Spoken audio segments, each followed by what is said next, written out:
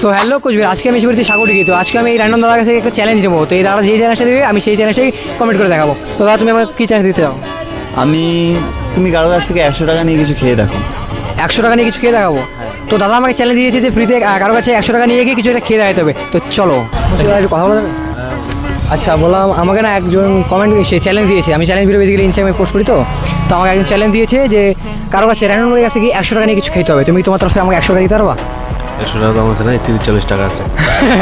দাদা 30-40 টাকা? আচ্ছা দাও, 30-40 টাকাই দাও। এইভাবে কালেকশন করতে হবে আমাকে স্যার।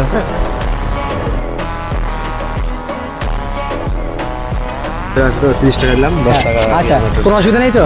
বললাম আমি না কুচবিহারে চ্যালেঞ্জ ভিডিও শ্যুট করি। তো আমি চ্যালেঞ্জ ভিডিও বানাই ইনস্টাগ্রামে। হ্যাঁ, তো আমাকে একদম চ্যালেঞ্জ করেছে যে র্যান্ডম কারো কাছে গিয়ে 100 টাকা নিয়ে গিয়ে কিছু খেতে হবে। তো তুমি তরফ থেকে আমাকে 100 টাকা দিতে পারবা তোমার তরফ থেকে?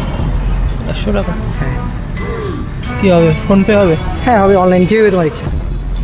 ঠিক আছে না? সো এই যে গাইস, ফাইনালি দাদা আমাকে 100 টাকা পে করে দিল।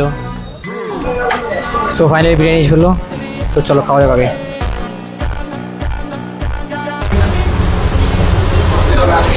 So guys, finally challenge complete.